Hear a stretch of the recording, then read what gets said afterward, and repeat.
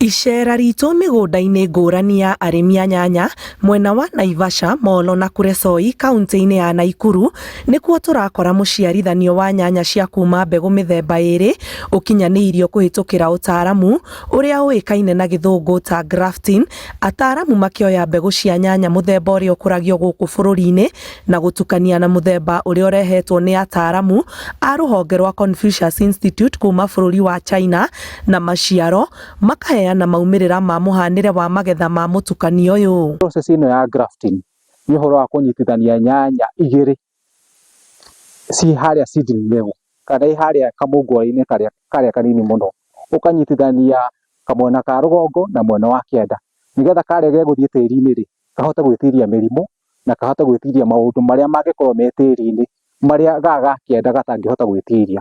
Koguo nĩtũkoretwo na ũhoro ũcio wa kũnyitithania nyanya, ti ũhoro common mũno gũkũ Kenya, no nĩ ũhoro common mũno mabũrũri ma Asia kũrĩa maproducaga nyanya nyingĩ mũno. Arĩmi arĩa mahĩmbĩirie ũtaaramu ũyũ ũrĩa ũkoretwo ũkĩrũgamĩrĩrwo kĩmbeca nĩ rũhonge rwa IFAD na ũgakinyanĩrio nĩ rũhonge rwa ũrĩmi kuma University wa Egerton, marauga ihinda rĩa mĩeri 9 rĩrĩa ũrĩmi ũyũ ũkoretwo ũgĩkinyanĩrio, umithio ũrĩa monete nĩ ũramekĩra ũrugarĩ mĩhuko. Tondũ nĩ mokĩte maita maigana ũna magatũhe gũtũthomithia ũrĩa tũgũkũria nyanya, ũrĩa tũgũcihe maĩ, ũrĩa tũgũcihe mborea, ũrĩa tũgũcirora nĩ ũndũ wa mĩrimũ, na gũgakinya handũ rĩu nĩtũkinyĩte handũ haitũ ha kũgetha.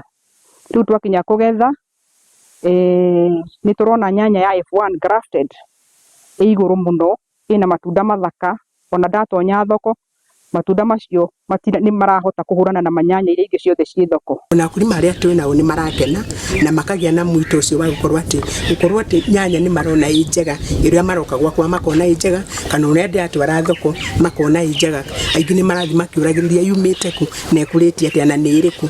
Koguo ũndũ ũcio nĩ ũteithĩtie mũno gũkorwo atĩ nĩ tũbaindĩkĩte gũkorwo na nyanya ya mũthemba ũyũ na nyanya grafted. Greenhouse nĩ ya 8x15 na per week ngĩthima ici cia grafted nĩ ndĩrathima kilo 50, kilo 45 na iria ingĩ ngathima kuma kilo 20.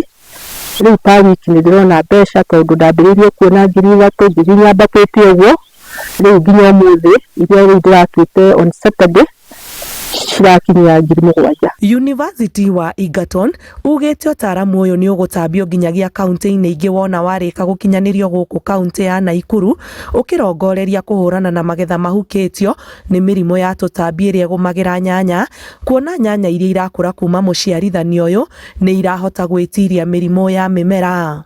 We established about 15 demo sites in Nakuru County and Kisumu. Now we get a very good result. You can see the tomato have a very good yield, and the yield is very early and ripening early. Ngĩribotera Inooro TV, njĩtagwo Anĩ Ngigĩ wa Nyamũ.